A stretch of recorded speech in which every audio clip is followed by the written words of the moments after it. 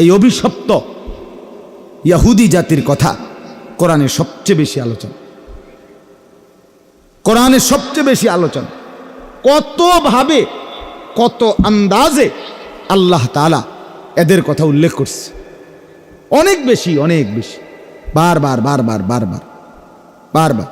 পৃথিবীতে সবচেয়ে বেশি আল্লাহর সৃষ্টি যে জীবের মধ্যে, মানুষের মধ্যে সবচেয়ে বেশি অবাধ্য, সবচেয়ে বেশি দুষ্ট, সবচেয়ে বেশি হারামি, সবচেয়ে বেশি ইবলিস, শয়তান এই ইহুদি।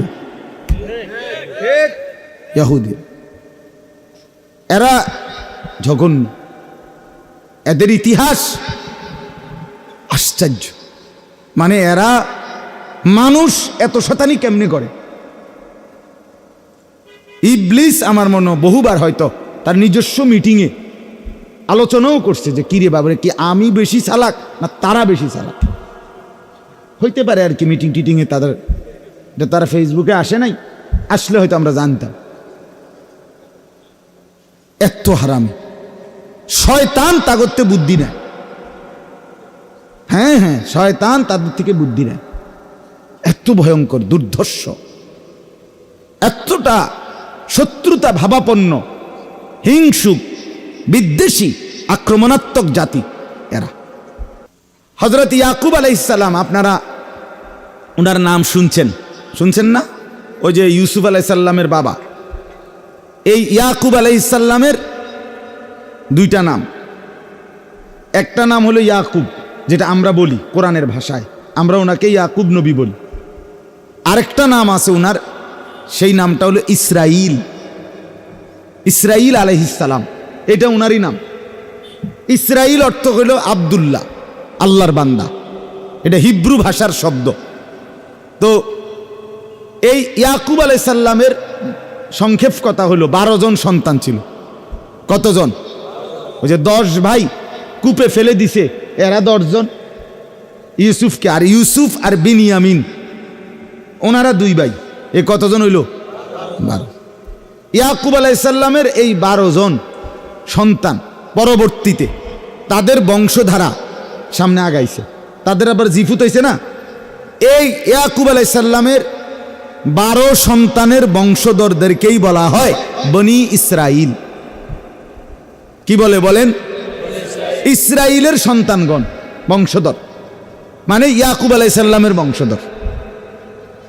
আর এই 12 সন্তানের মধ্যে মনে করেন একটা নিয়ম, এক মার ঘরে 5 ফুট, তো একজন ফুতের জিফুত বেশি, আরগুলার কম।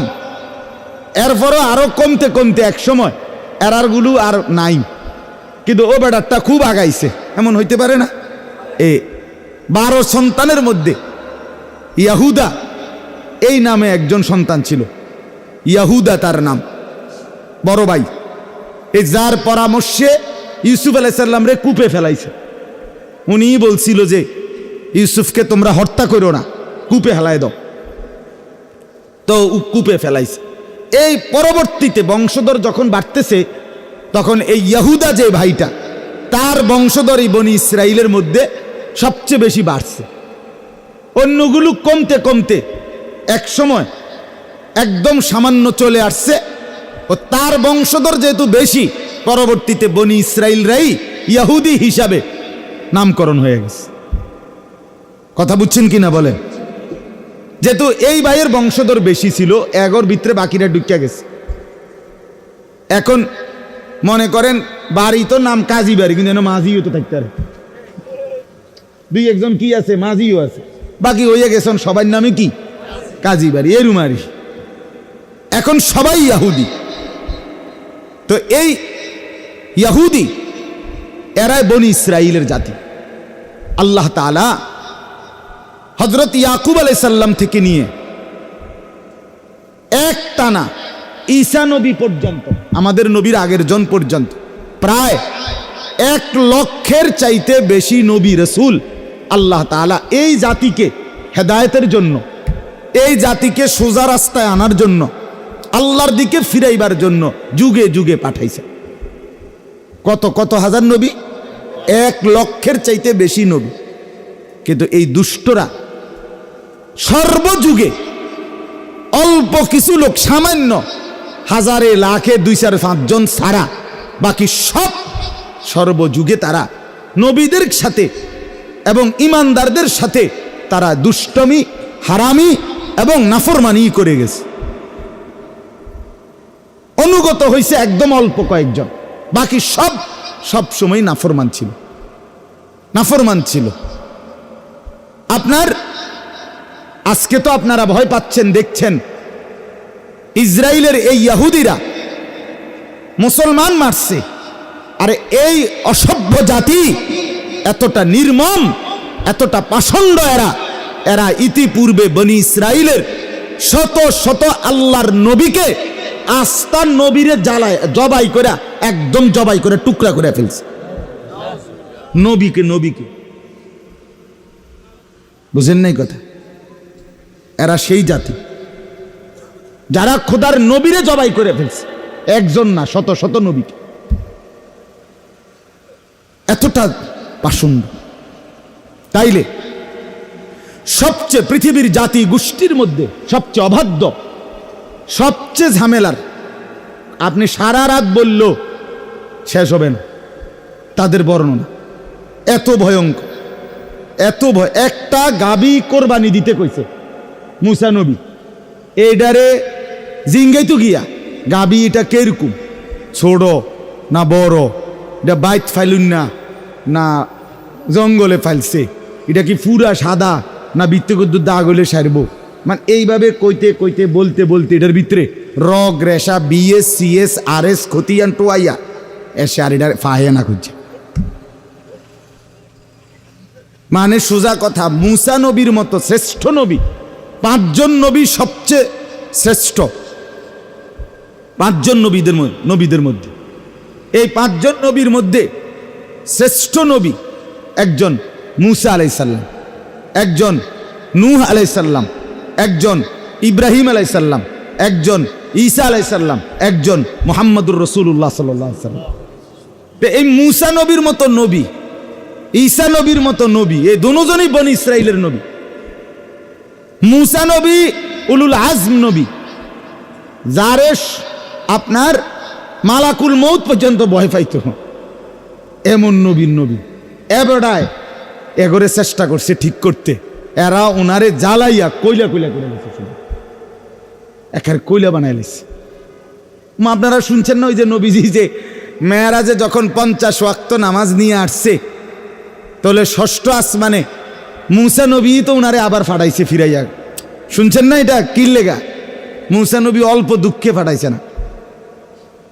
মিয়া আপনি 50 ওয়াক্ত লইয়া বাজ যাইতেছেন, কিও কোন আমি 2 ওয়াক্ত লইয়া আমার কলজা বুক মাটিত লাগিয়া গেছে, আমার কওম নামাজ পড়াইতে, আর আপনি 50 ওয়াক্ত লইয়া।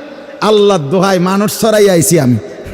মুসা নবী এই জন্য 9 বার আল্লাহ নবী সাল্লাল্লাহু আলাইহি সাল্লামকে 9 বার ফেরত পাঠাইছে। কয়বার? ভাই আবার যান, আরো কমান পারতো না। হ্যাঁ আমি চিনি বলে, আমি মানুষ চালাই আইছি, 1 নম্বর ডাকাত চালাইয়া আমি আইছি, এরকম অনেক কথা। তো এই বনি ইসরাইল, এই ইহুদি জাতি সর্বসময় কোরআনে আছে, ওই বলছে এই এলাকায় তোমরা সবাই মাথা নুয়ে এই শহরটার মধ্যে ঢুকো, মাথাটা নুয়াইয়া ঢুকো। হেরা কই না, মাথা নুয়াইয়া ঢুকতাম না। নাকি কেমনে ঢুকবা?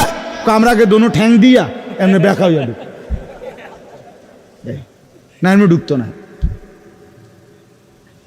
বুঝেন নাই কথা? মানে প্রত্যেক কথায় গাঁটতারামি করা, এটা তাদের স্বভাব ছিল। বলছে চলো আমার সাথে যুদ্ধ করো, মুসা নবীকে বলছে, কয় আমরা যুদ্ধ করবো, আগে আমরা একটু বই, আমনে আর আমনের খোদা মিল্লা দিয়ে শুরু করেন আগে, যদি গনায় তাহলে আমরা জানি। ইযহাব আনতা ওয়া রাব্বুকা ফাকাতিল, এই কোরআনের বর্ণনা। আপনারা দুজন আগে কি করেন? আপনারা আগে যুদ্ধ শুরু করে, যদি আগ গাইতেন পারেন দেখি, তাইলে হয়তো যাইলাম, নাইলে আমরা দূর বইয়া জিনিসটা চাই কি হয়। এই কোরআন মানে যেই কোনো কিছুতে যেটা বলতো এটাই উল্টা করত। এক লোক ছিল যে প্রত্যেক কথায় খানার দোষ ধরত, খাইয়া একদিন হেরে কইছে আইজগা আমনে বাজার করবেন, করছে এবারটা বাজার আমনের সামনে মশলাপাতি দিয়ে রান্দা হইব, এবার সামনে রাইখা রান্দা হইছে। সব করার পরে উনার পছন্দ মতো রান্না বান্না সব হইয়া উনি খাইছে। এখন জিজ্ঞেস আজকে কোনো অসুবিধা আসেনি? কয় না, এত ভালো ভালো না, এত ভালো ভালো না, ওই দৈন্তার না কেন ঠিক রাখছে।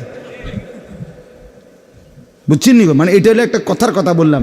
এই ছিল জাতি বনি ইসরাইল, এই ইহুদি।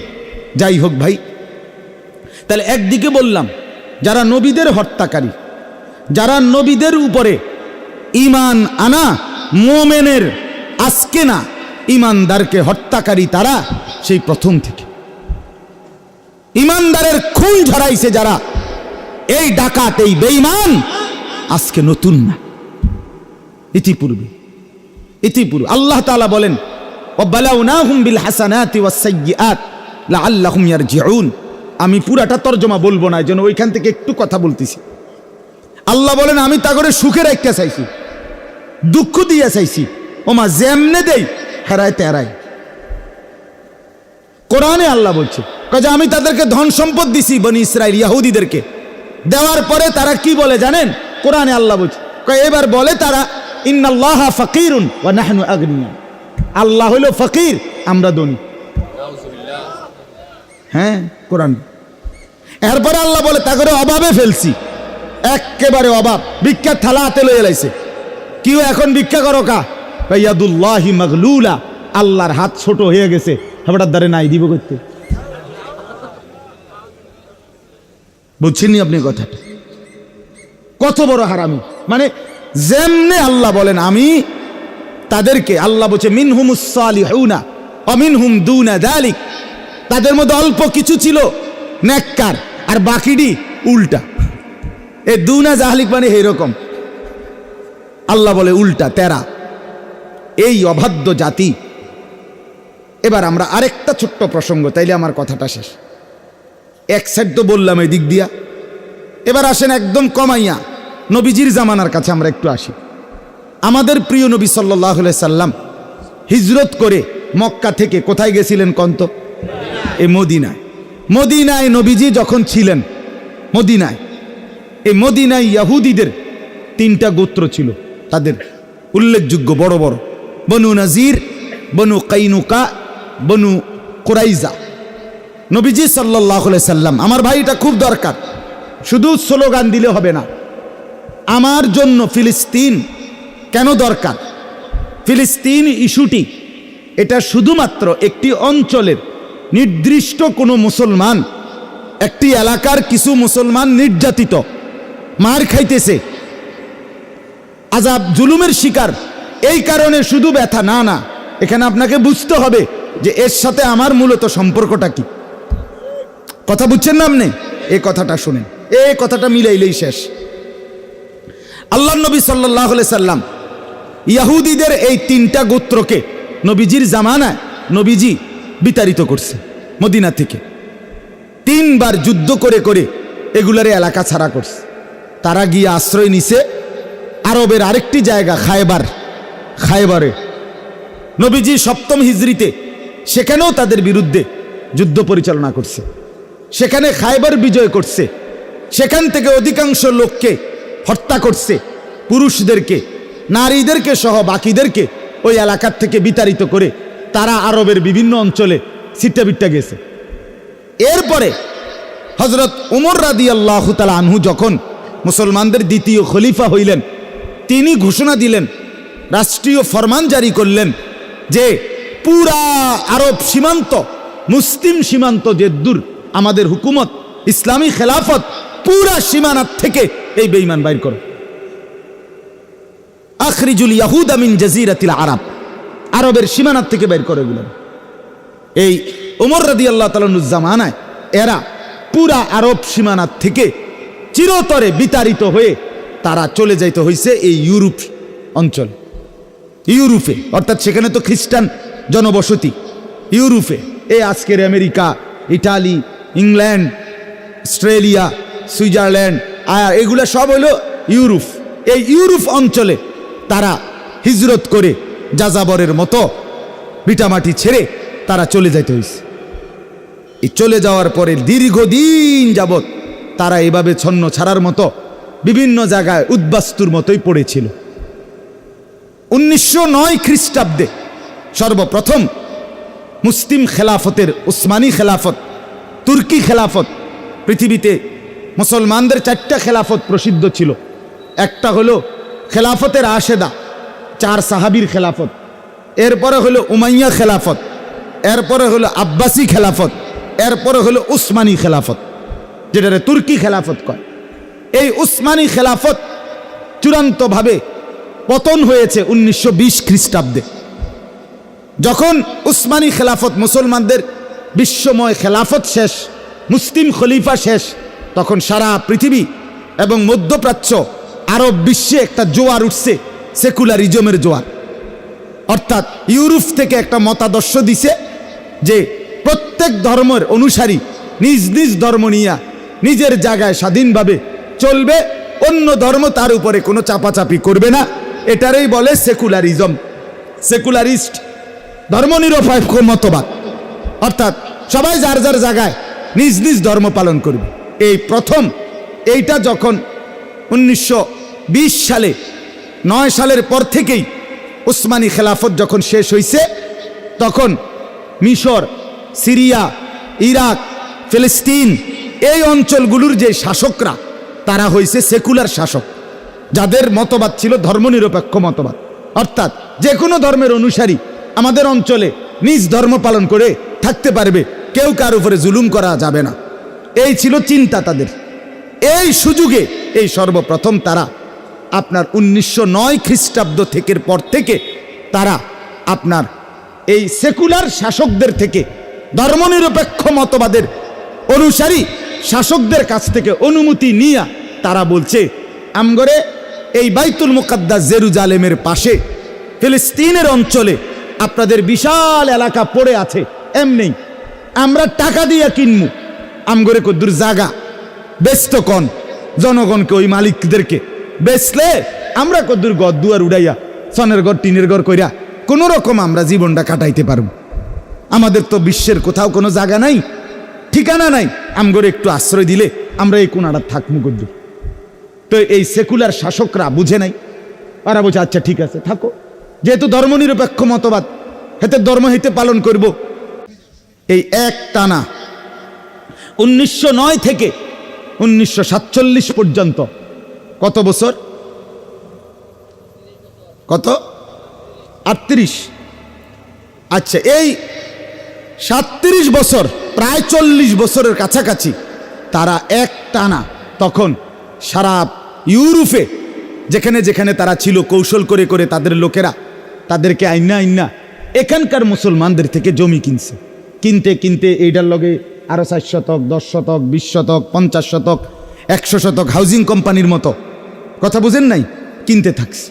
কিনতে কিনতে কিনতে কিনতে কিনতে প্রায় 40 বছর শুধু জমি কিনছে, এবং এই তাদের লোকদেরকে আইনা গদ্দুয়ার করাইয়া এরা গেছে। 1947 সনে পৃথিবীময় ব্রিটিশ উপনিবেশবাদ, পৃথিবীর বিভিন্ন দেশে ব্রিটিশ সহ ইউরোপিয়ানদের যে যেখানে আপনার শাসন করত অঞ্চল, এগুলো ছেড়ে দিছে। বিভিন্ন অঞ্চল, যেমন আমাদের এই হিন্দুস্তান, ভারতীয় উপমহাদেশে ব্রিটিশ চলে গেছে কত সালে? কথা বলেন না, 1947 সালে চলে গেছে, ছেড়ে দিছে আমাদের অঞ্চল।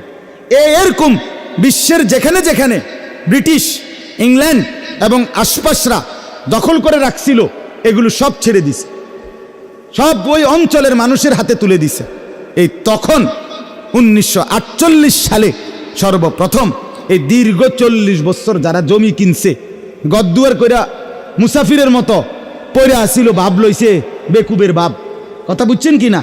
এই 48 সালে একদিন হঠাৎ তারা সংঘবদ্ধ হয়ে তারা ইহুদিরা ঘোষণা দিছে, এই যে দূর জায়গা কিনছি আমরা এখানে, এটা আমগো দেশ। কথা বুঝছেন? এটা কি? আমরা দেশ। এই দেশের নাম ইসরাইল। ইসরাইল কার নাম এবার কোন তো? ইয়াকুব আলাইহিস সালামের নাম। ওহা, ভুলে গেছেন না? ইসরাইল কার নাম? এই তারা বলে যে আমরা তো ইসরাইলের বংশধর, ইয়াকুবের বংশধর, কাজে এই আমাদের এটা পিওর ইহুদি রাষ্ট্র। হায় হায়, কথা নাই, বার্তা নাই, আন্দোলন নাই, সংগ্রাম নাই, মিছিল নাই, মিটিং নাই, হ্যান্ডবিল নাই, পোস্টার নাই, মাইকিং নাই, কোনো কথাবার্তি নাই।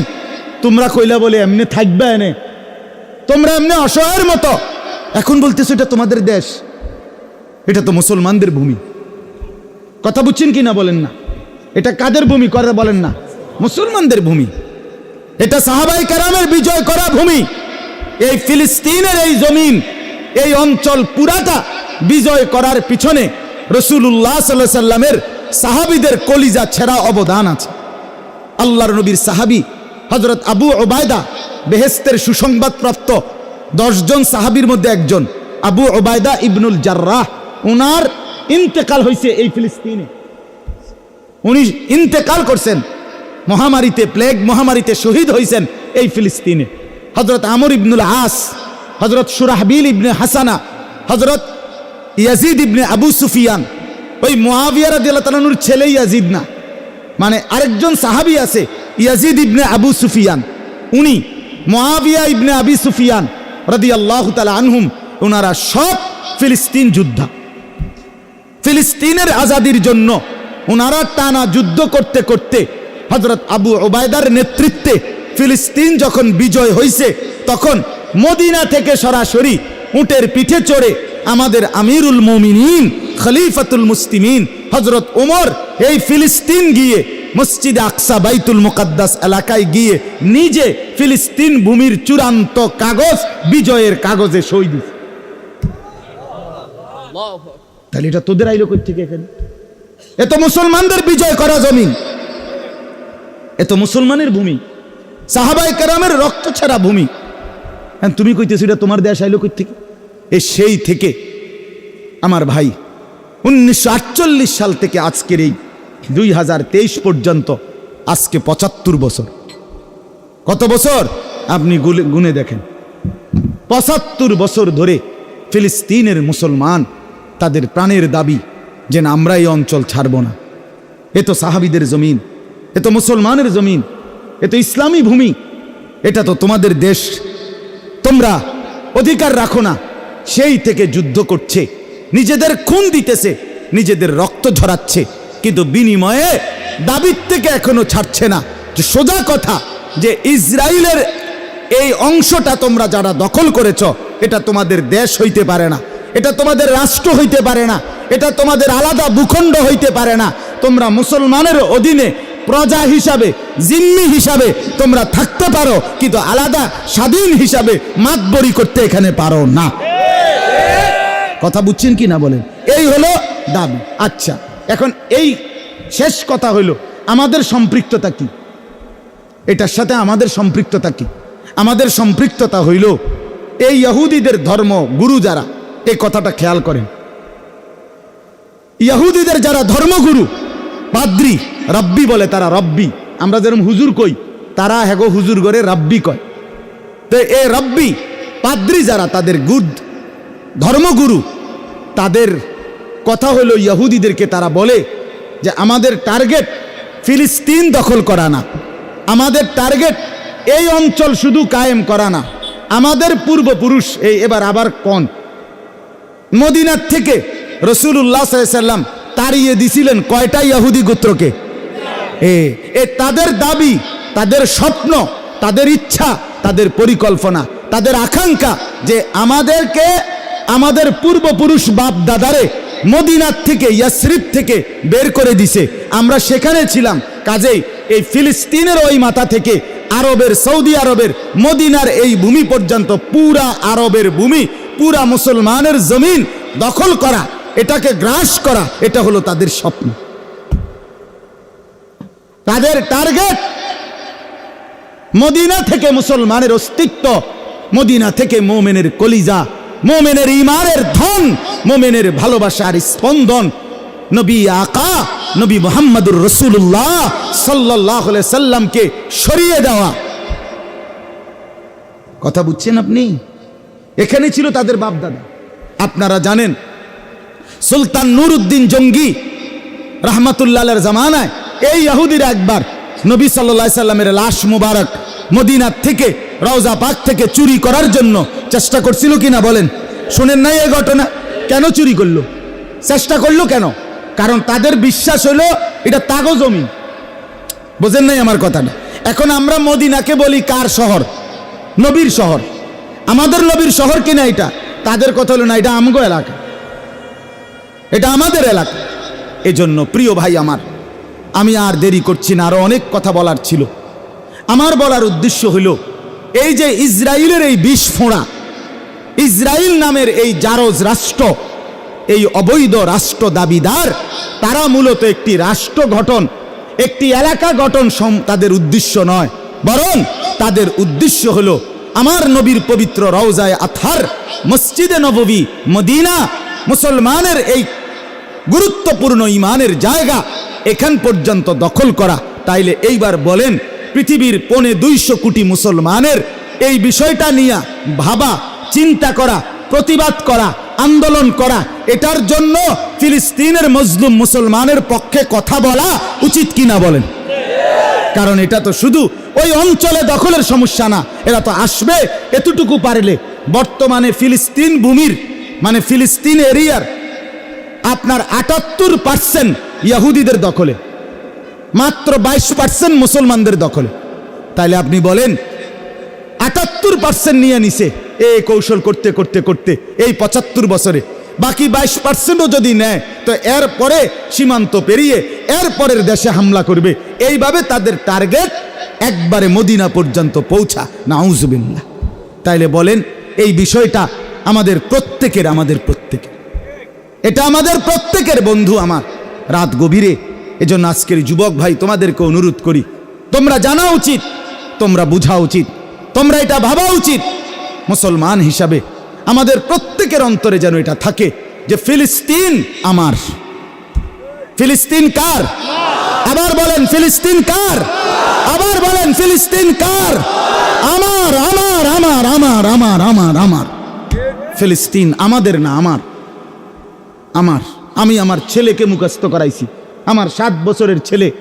আমি 1 ঘন্টা ঘরে আমার বিবি, আমার মেয়ে, আমার বড় ছেলে, আমার 7 বছরের ছোট ছেলেকে বসাইয়া 1 ঘন্টা ফজরের পরে বলছি, বাপ তোমরা শোনো ফিলিস্তিনের গল্প। ফিলিস্তিন বাপ তুমি বলো, ফিলিস্তিন আমার, ফিলিস্তিন আমি বাপেরও, ফিলিস্তিন তুমি ফুতেরও। প্রয়োজনে আমি বলছি আমার ছেলেকে, বাপ প্রয়োজনে আমি জান দেব, নয় তুই জান দিবি, কিন্তু ফিলিস্তিন আমরা হারাইতে চাই না।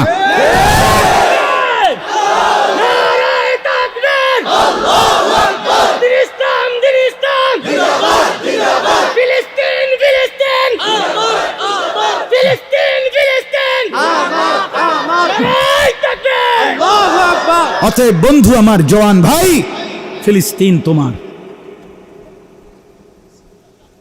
এটা শুধুমাত্র অঞ্চলের সমস্যা না, এটা কিছু মুসলমান মারছে এটা সমস্যা না, এটার মধ্যে আমার ঈমান, এটার মধ্যে আমার রাসূলের মহব্বত, এটার মধ্যে আমার মদিনার অস্তিত্ব জড়িত, এটার মধ্যে আমার রওজা পাকের অস্তিত্ব জড়িত। এই খামখেয়ালি আমরা সারা পৃথিবীর মধ্যে ইহুদি মাত্র 1.5 কোটি। ইসরায়েলে ইহুদি কতজন? 92 লাখ। 92 লক্ষ, সর্বোচ্চ 93 লাখ ইহুদি হলো ইসরায়েলে। আপনি বলেন আমরা ঢাকা শহরের 1 কোণার মধ্যেও তো পড়ে রয়েছে 1 কোটি মানুষ, তাহলে তারা 1 কোটি না? কথা বোঝেন নাই? ইসরায়েলে ইহুদি কি 1 কোটি না? 1 কোটি না। আর সারা পৃথিবীতে মুসলমান কত কোটি? 250 কোটি।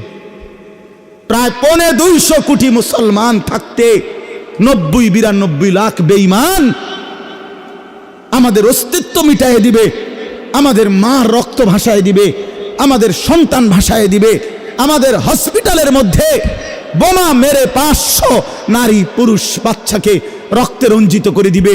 মুসলমানের যুবক, বিনিময়ে তুমি মোবাইল টিপবা, বিনিময়ে তুমি ইহুদির মতো চুল কাটবা, বিনিময়ে তুমি বেঈমানের মতো উলঙ্গ ছবি আর নর্তকীর নাচ আর ইহুদির ফান্দে পা দিবা।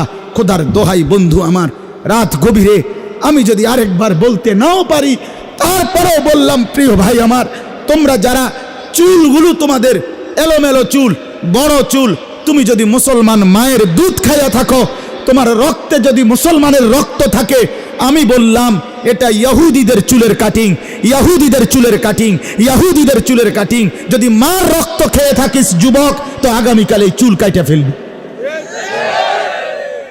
যদি রক্তের মধ্যে ঈমান থাকে, যদি মার পবিত্র দুধ খাইয়া থাকো, আমি বললাম দুশ্মনের মতো আর আমরা হব না। বলেন ইনশাআল্লাহ, বলেন ইনশাআল্লাহ, হিম্মত করে বলেন ইনশাআল্লাহ। হ্যাঁ, আল্লাহ তাআলা তৌফিক দান করেন।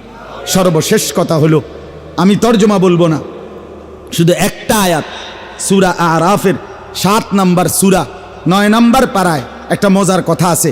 আল্লাহ তাআলা বলছেন, ইহুদিদের কথা বলতে বলতে আল্লাহ 167 নম্বর আয়াত সূরা আরাফের মধ্যে আল্লাহ কি বলছে জানেন? এটা শুনলে আপনার কলজা ঠান্ডা হয়ে যাবে। কইতাম এটা? হ্যাঁ, আল্লাহ বলছে ওয়া ইজ তাআযানা রাব্বুকা, আল্লাহ বলে বন্ধু আমার একটা ঘোষণা শুনাইয়া দেন মানুষের। নবীকে বলছে আল্লাহ, কি ঘোষণা? লা ইয়াবাসান্না আলাইহিম ইলা ইয়াউমিল কিয়ামাহ, আমি আল্লাহ কিয়ামত পর্যন্ত ইহুদিদের বিরুদ্ধে পাঠাবো আমার মনোনীত ব্যক্তি গোষ্ঠী, আমি আল্লাহ পাঠাইবই। মাইয়াসুমুহুম সুআল আযাব, যারা ইহুদিদেরকে মর্মান্তিক শাস্তি দেবে, আযাব দেবে। আল্লাহ বলেন আমি পাঠাবো, ইহুদি শেষ করব। আল্লাহর ওয়াদা এটা। ইন্না রাব্বাকা লাসারিউল ইকাব, আল্লাহ বলেন নিশ্চয়ই আপনার রব দ্রুত প্রতিশোধ গ্রহণকারী। এটা আল্লাহর ওয়াদা। ইসরায়েল টিকবে না। ইসরায়েল কি হবে না বলেন? আরে 75 বছর না, যদি আরো 375 475 তোরা বেঈমান, ওইখানে দখলদারি হস, দখলদার টিকে না। মূল জমিওয়ালা আদালতে মামলা চলতে চলতে 50 বছর পরে হলো, 70 বছর পরে হলো, মূল জমিওয়ালা জমি ফেরত পায়, দখলদার টিকে না। অতএব তোরা দখলদার, তোরা উচ্ছিষ্ট, তোরা জারজ রাষ্ট্র।